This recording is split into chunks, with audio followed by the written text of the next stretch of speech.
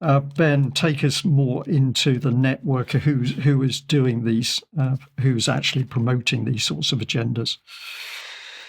Yes, it's the hidden hand again, isn't it? Or maybe less hidden because we're sort of dragging them out into the spotlight now. Regular viewers will remember the Connected Women Leaders Network I spoke about a few weeks ago. That was where Project Dandelion was conceived, which is the drive towards 2 billion female activists making every issue a climate issue. And today we're going to talk about Women of the World Festival, which is 15 years old now. It's funded largely by Michael Bloomberg, and it is run by this lady, Jude Kelly, CBE, who is a member of the Connected Women Leaders Network. All of these things are connected. And as I mentioned, they just had their 15th birthday at the Royal Albert Hall. It was a big shebang. And as part of that, they got to go to Buckingham Palace. Yeah. So, and that was facilitated by Queen Camilla, who is the president of Women of the World.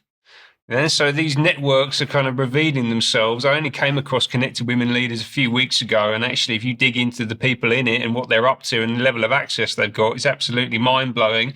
Who else was there? So there's Victoria Beckham, right, who doesn't have a name badge because everyone knows who she is, apparently. And a little bit less glam, Siobhan Haviland, who was personally responsible for setting up a political foundation inside the Cabinet Office. I spoke about that back in November. And Siobhan is actually Director General of the British Chamber of Commerce. And just to kind of put some meat on the bones of this, right, this is not like a lunch club. Like, these women have serious power and influence, and they're wielding it. And just one example that I'm going to show you here now is Siobhan Haviland's announcement at the end of last week, where David Lammy attended and spoke at their Driving International Trade Conference 2025, and he accepted Siobhan's offer that all of our ambassadors and high commissioners will become honorary presidents of British Chambers of Commerce in market. So what we're looking at here is this network of women leaders pursuing and implementing a radical transformation of British government, and ultimately what boils down to imperial power. You know, you're thinking about all of our embassies around the world that grew up on the back of the British Empire, and all of that infrastructure is still in place. And, you know, we don't have a lot of the kind of imperial trappings that we used to go back 100 years, certainly, and beyond that. But those networks are still there, and they have now effectively merged with commercial interests, really merged with the City of London. That's what the Chambers of Commerce represents. And interestingly, this is Siobhan Haviland there. This is the Chambers of Commerce dynamic. You've got a Labour Foreign Secretary announcing this.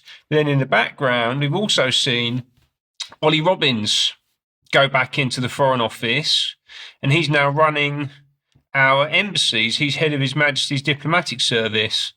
So he came out of government. Obviously, this was our former lead Brexit negotiator, the guy that did a particularly poor job of negotiating Brexit. He then left government, spent 3 years, 3 months at Goldman Sachs International, then nearly 2 years at Hackett, which is an MI6 founded corporate advisory firm. He then span out of there. He's gone back into the Foreign Office.